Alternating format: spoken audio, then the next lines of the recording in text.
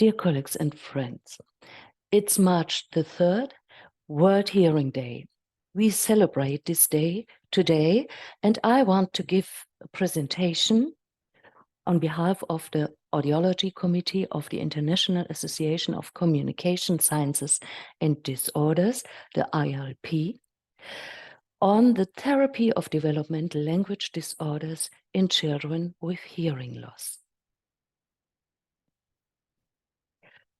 I am Katrin Neumann, the director of the Department of Phoniatrics and Pediatric Audiology of the University Clinic in Münster, Germany. And I have coordinated and initiated a German evidence-based interdisciplinary guideline on therapy of developmental language disorders. This guideline bases on two systematic reviews which we have performed especially for this guideline. One of both deals with the therapy of developmental language disorders in children with hearing loss. And I'm glad to share this knowledge with you now. Here you see the authors, Vanessa Hoffmann, Karin Reichmuth, who are the first authors, I myself and my colleagues Rainer Schönweiler and Christine Schmidt-Salü. So we have newborn hearing screening in the world. About 1/3 of the countries has already a universal newborn hearing screening, and this has an impact on the language development of children with hearing loss. We have a new generation of children with hearing loss who are treated in the first year of life. This goes along with a better language developmental outcome than before the newborn hearing screening era.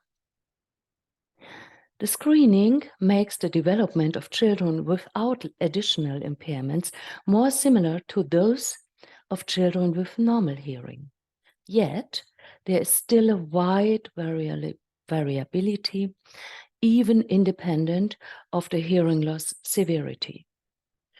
In children fitted with hearing aids, abnormalities increase with the increasing severity of a hearing loss. The hearing aid fitted children with moderate to severe hearing loss have poorer outcomes in spoken and written language at 8 to 10 years than children with mild to moderate hearing loss, as has been shown by Tomlin and colleagues. The outcome of children with severe hearing loss are dependent of the type of care very much. So CI, cochlear implant fitted children, have better academic skills, less behavioral problems in the adolescence than hearing aid fitted children. Therefore, children with hearing loss of 70 to 75 decibel are increasingly supplied with cochlear implants. And we have also a German guideline that recommends to consider the indication of fitting children with hearing aids who have a hearing loss of over 70 decibel. What about the language development in children with hearing loss, and which factors influence it? There is a variability of developmental trajectories in children with hearing loss, which remains high even after the hearing screening implementation. Even CI-provided children are heterogeneous in language development. They are better if they're provided with CIs in the first 18 months of life. But weaknesses in morphosyntax, text grammar, narrative skills, and vocabulary grow also in phonology, are to be observed even in children with CIs. And the overall, and also in those who overall perform well in language. However, subclinical and tiny abnormalities often remain. There's a negative association between impaired auditory, language-dependent memory, and language acquisition. About the half or 1/3 of CI-fitted children are at risk for a shortened memory span, auditory memory span. There's also an impaired social language use to be observed, as Christina Yoshinaga-Itano, who also belongs to our audiology committee, has been shown, and social cognitive skills of theory in mind, of the ability to perceive what others and ourselves feel, how we behave, how is our emotion. This might be also impaired in children with hearing loss.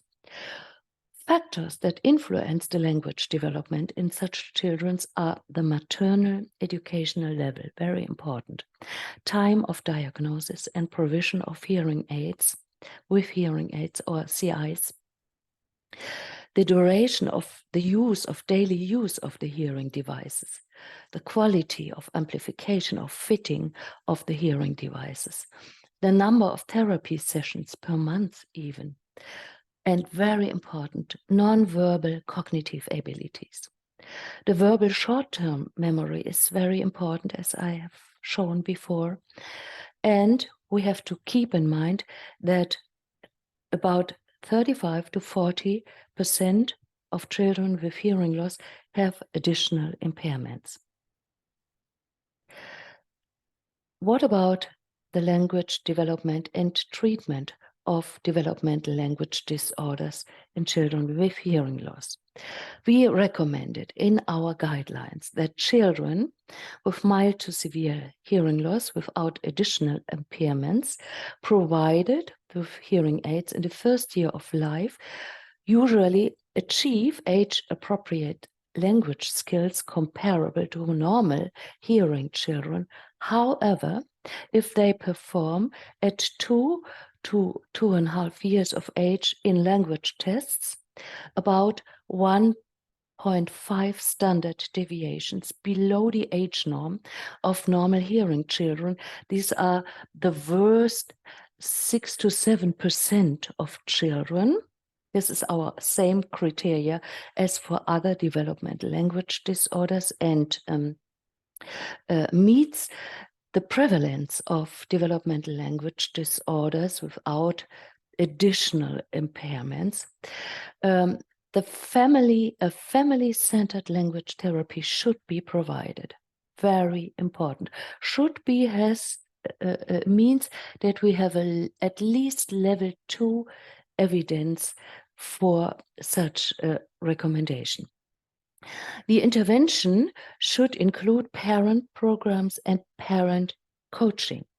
Children with persistent developmental language disorder should receive speech-language therapy by a therapist from the age of 3 years on. Before, the therapist should coach the parents and do interventions with them exclusively.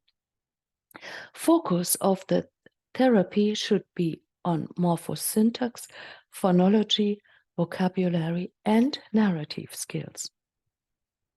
In hearing aid-supplied children with high-grade hearing loss and persistent language problems, a team experienced in phoniatrics, pediatric audiology, and CI provision for children should clarify a CI indication. Children without additional impairments who develop linguistically slowly after CI fitted. What does it mean? No accelerated vocabulary acquisition. The pace of the language development corresponds only to the duration of hearing experience with CI, or who perform very slowly. That means the pace of language development is slower than the duration of hearing experience with CI, are at increased risk of lacking or limited communication ability via spoken language alone. So we should very early recognize a slow developmental progress. Then the children need to be treated specifically with language therapy. Early intervention for children with hearing loss means a focus on support and coaching of parents and families. The quality and quantity of parental language stimulation is a major factor influencing the success of language development in children with hearing loss. In a recent meta-analysis by Holzinger and colleagues, it explains 32% of the variance in the very different developmental trajectories for CI-fitted children. That's a lot. There's evidence also for hearing aid supplied children. So early intervention programs for children with hearing loss should focus on supporting and coaching parents and families to provide quality dialogue and language in everyday life.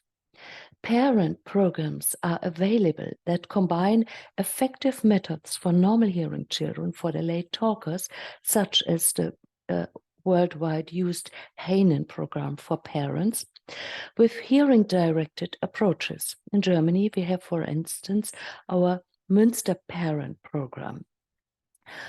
What is it? In former times, we often thought therapists said, we are the therapists. Parents cannot be therapists. But we now know they are very effective in providing interventions, which has a positive association with the language development of the children. Several years ago, we thought this is only possible for children, for very young children, for late talkers. And for instance, therefore, the Heinen program has been developed. However, now a new systematic reviews and meta-analysis, for example, a recent one by Roberts et al., show that even up to the age of 6 years, the intervention provided by parents and their support by speech-language therapists is as effective in association with language development than child-centered therapy by therapists. The Münster Parent Program is for children with hearing loss from up to the age of 18 months, and we empower parents to communicate in a good way with their children. These are 7 group or single treatments with videos. Parents bring videos and show how they communicate with their children. They are recorded, they get support to do it in a good way. So we also have published short and long-term effects, and also other studies show those long-term effects on the language development of children. So therefore, family-centered therapy are recommended in the World Report on Hearing and in consensus papers and systematic reviews. Our recommendation is parent coaching to improve the parent-child interaction in terms of quality and quantity of language stimulation should be the main focus of early intervention for children with hearing loss. Family-centered programs that coach parents to empower them to use favorable language teaching strategies in communication with their hearing aid or CI-fitted child should be used in early intervention, individual and groups, and speech, hearing, therapy from age 3 months to about 5 years of age. Parental strategies and offers which are beneficial to children's language development include lively dialogic exchanges, linguistic extensions, especially at morphological level, corrective feedback, also called recasting. So if a child says in a wrong way, mama, dade, and the mama says, it needs to be garden, say please garden. That's wrong. Mama says then, oh yes, let's go to the garden where we yesterday have seen the nice flowers. So the mother repeats the word in a correct way and in a positive way, and widens, extends the semantic field around this word. And this is really language supporting, language development supporting. So responding to the child's focus of attention and interest with comments and descriptions is necessary. The use of open-ended questions, for example, when looking at picture books, the use of a conversational rather than a directive communication style. That means, oh, what do you mean? What is your opinion about that? Oh, what do you think does he do? Have you ever seen this before? Instead of, oh, that was wrong, say that and that. Can you repeat this? This would be the directive communication style. A solely child-centered speech therapy without a parent involvement should be avoided. That's what we recommend for Germany. Here are our sources and evidence level 1 to 3. So how does it work? Here's a therapist, here is the mother, this is a baby, and look how the therapist shows good communication with the child.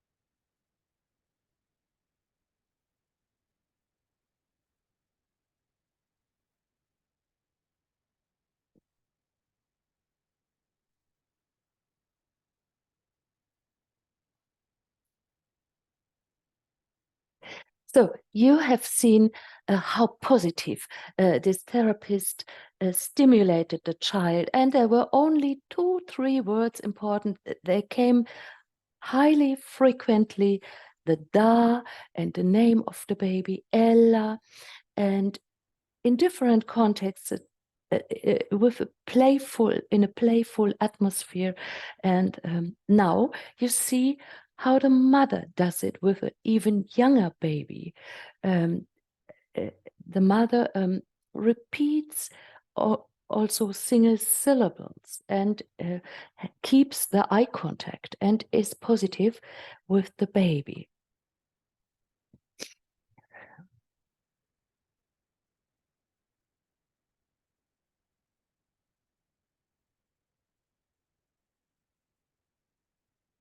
Plays with the baby.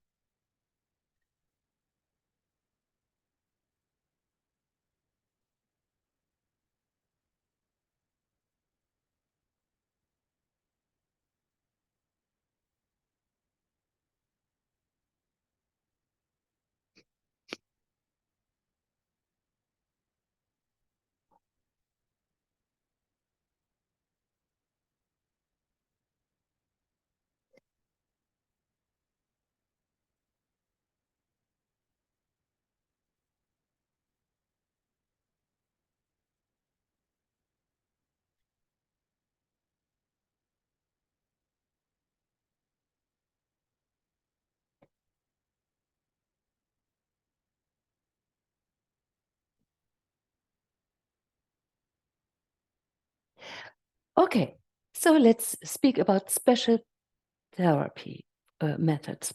We have the auditory verbal therapy, which is a structured parent-child centered auditory approach with a unisensory focus on hearing and language.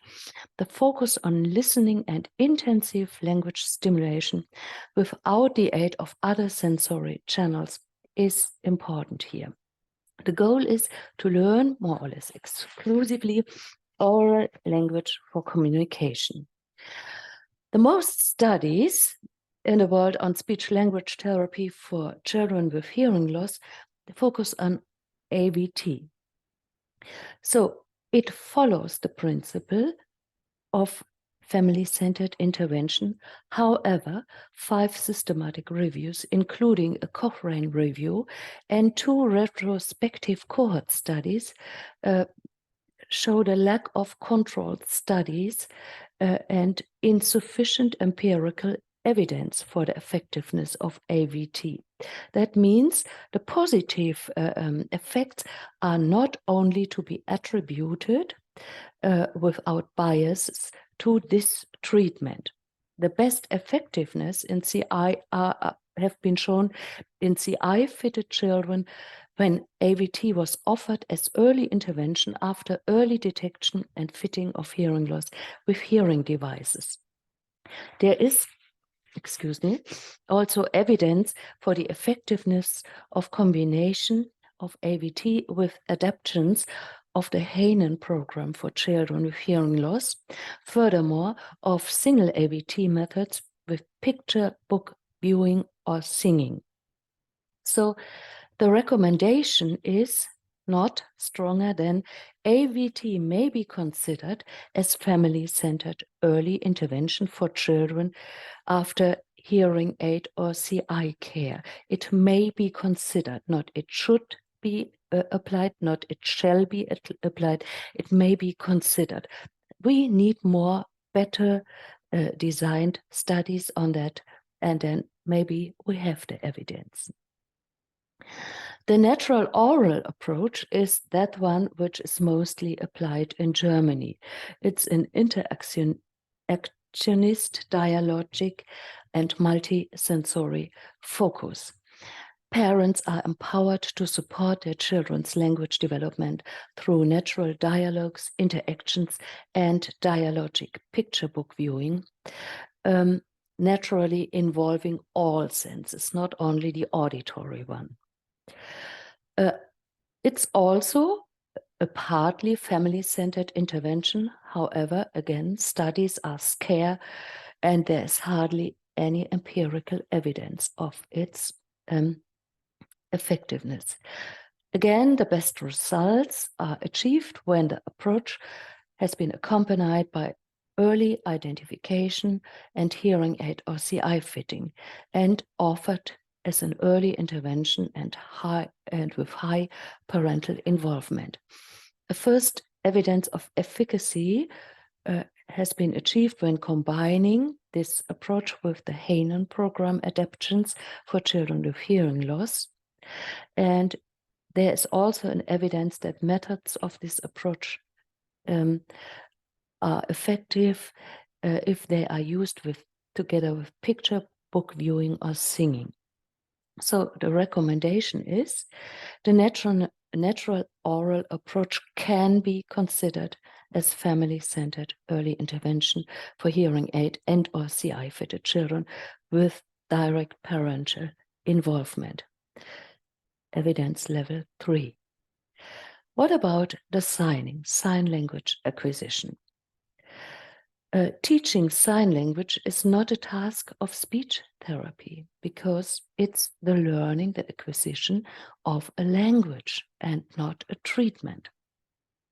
Parents of children with higher grade hearing loss with wish or indication for sign language acquisition for or with their child can apply in Germany for home sign language courses for their child and relatives at social welfare offices, for example. Other countries may have other models. Speech-language therapists, however, need a knowledge about signs and sign languages. We all know sign languages are full-fledged natural languages with their own culture and community. Children who learn both signing and spoken languages and stem from such community are bi or cross-modal bilinguals, and that would be a nice aim for the children of this community. We have to differentiate from sign language, signs which accompany speech, such as signing exact English, and supporting signing the keywords. These are not full-fledged languages, but pedagogical or therapeutic aids of augmentative and alternative communication, AAC, for spoken language acquisition. Parents should be informed in early intervention and speech therapy about sign language and sign use in addition to spoken language. Systematic reviews and comparative intervention studies, and this is important, have shown neither a clear benefit nor a harm of signing exact English and supporting signing the keywords for spoken language acquisition in children with hearing loss without additional disabilities. So we often were afraid if we start with signing exact English or supporting signs, then children will be worse in oral language acquisition. There is no evidence for that. That's not true. Children with additional disabilities are at an increased risk for spoken language acquisition.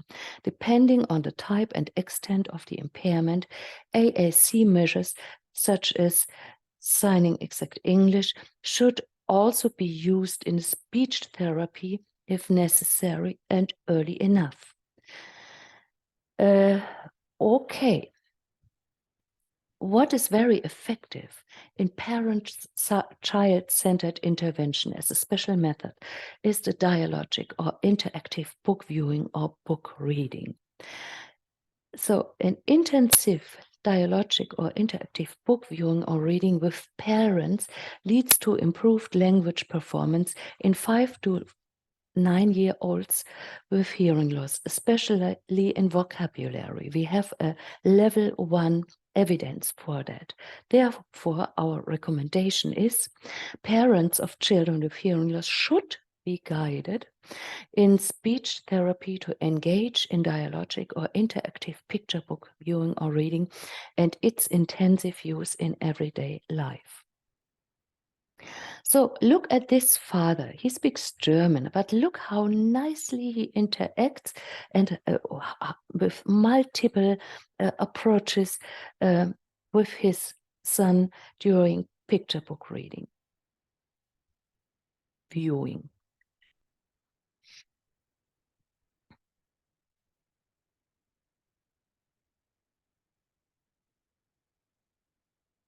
There's a zipper on a sheep.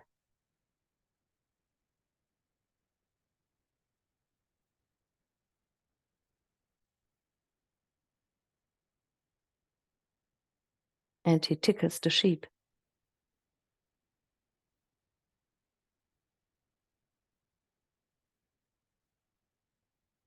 Wake up, sheep.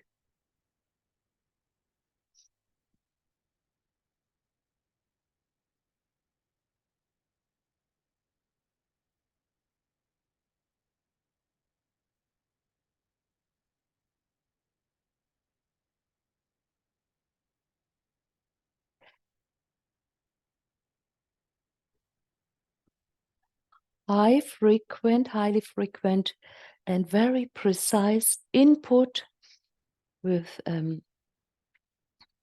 semantic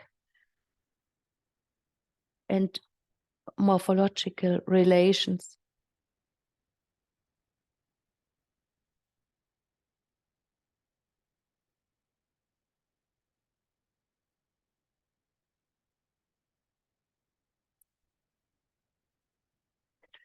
Okay, so what about child-centered interventions by therapists in specific language domains?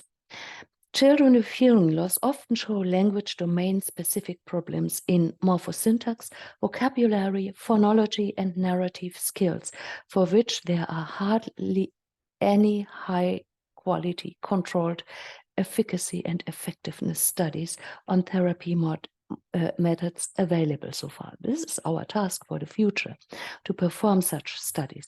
Therefore, our recommendation was evidence-based methods from speech therapy for normal hearing children should be adapted and applied, such as recasting, modeling, implicit and explicit methods, meta-linguistic methods. The therapy of narrative skills. Narrative skills are often limited in children with hearing loss, even with otherwise good language performance. The improvement of these skills are too little considered in speech therapy often. So the narrative-based language intervention is a production-based intervention that uses techniques of retelling and story creation. Our recommendation was narrative skills should be improved in language therapy for children with hearing loss, and effective methods like an intensive individual or group intervention, such as the narrative-based language intervention, should be used. Level 1 evidence for children with CI. A comprehensive speech therapy for slow language progressions might be necessary. There is often a persistently slow progress in hearing and language development in some children with hearing loss, associated with a high risk for successful participation in life. The tele intervention, for example, technology-assisted language intervention is an iPad-based treatment with symbol strategies from AAC to improve spoken language skills. An RCT by Mainz-Dörr et al. Has shown recently a greater mean length of utterance, higher word variety, and more changes in conversational situations in the tele group. The software is available in different languages, not yet in German. The recommendation is tele-intervention should be offered to children with persistently slow development in hearing and language development where the software is available. What about listening and auditory memory training? Studies on the effect of auditory training of speech, auditory, and memory performance indicate a trainability of target performance, however, show only partial or no transfer to other language and memory domains. So the recommendation is it may be considered as therapy component. Level 1 to 2 evidence for special kinds of auditory training. What about music therapy and music-based therapy and music training? CI supplied children benefit significantly from continuous music training or music-based therapy in their music perception, prosody, and also understanding speech in noise as part of the speech perception. Singing and active music making with an instrument is more effective than passive music listening. Younger children benefit particularly. So our recommendation is musical rhythmic components, preferably at active music making and especially singing, should be offered in the context of auditory linguistic rehabilitation of children with hearing loss. At least there is a good evidenced for CI-provided children. And I, together with my team, compared in a group study, a group with children who underwent the usual language rehabilitation, compared with those who underwent a percussion training, and a group with singing training. And both music groups performed better than the language group alone, with a tendency for the singing group. So, and this is my last video. The little boy on the right side, he is one of this of the group with CI children who underwent the singing therapy.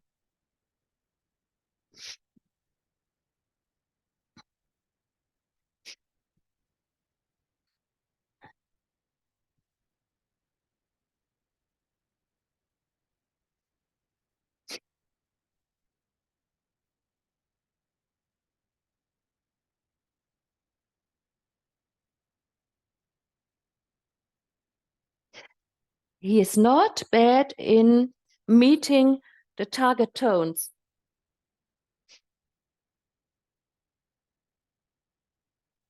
Not always.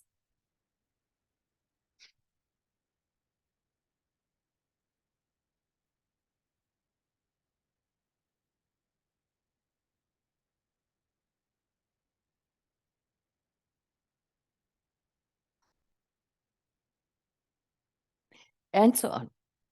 So here's my summary. There's a new generation of children with hearing loss receiving early treatment. The parental involvement in rehabilitation processes and support of the parent-child interaction is the basis for successful language acquisition. Quality and quantity of parental language input and parent-child interaction are the key factors.